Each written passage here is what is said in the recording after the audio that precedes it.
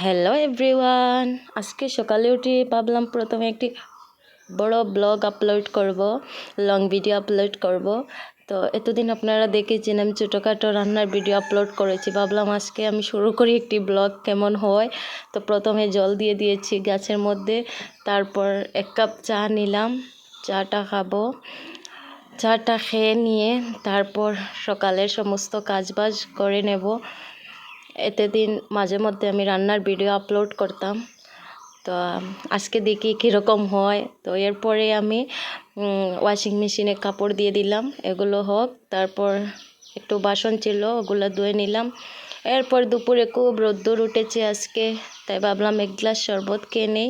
শরবত খেলে মন প্রাণ ঠান্ডা হয়ে যাবে, তাই আর কি 1 গ্লাস শরবত নিয়ে নিলাম। তো শরবতটা খাই, খেয়ে দুপুরে রান্না বান্না শুরু করে দিলাম। আজকে রাঁধবো আলু দিয়ে মাছের ঝোল, বাঁধাকপি দিয়ে ছোটো ছোটো আলু দিয়ে ভাজি।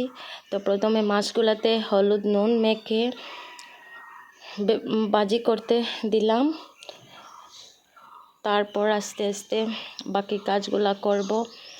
মাছগুলা ভাজা হয়ে গেলে তারপর বাঁধাকপিটা বসিয়ে দেব। তো বাঁধাকপিটা ভাজি করে এরপর আলু দিয়ে মাছের ঝোলটা রান্না করে ফেলবো। তো এতদিন আমি শুধু মিনি ব্লগ শেয়ার করতাম, তাই ভাবলাম আজকে একটু লং ভিডিও শেয়ার করি। ফার্স্ট টাইম আমি ভয়েস ওভার দিয়ে ভিডিও করছি, তো কেমন হয় অবশ্যই কমেন্ট করে জানিও, আর সাপোর্ট করবে আমাকে।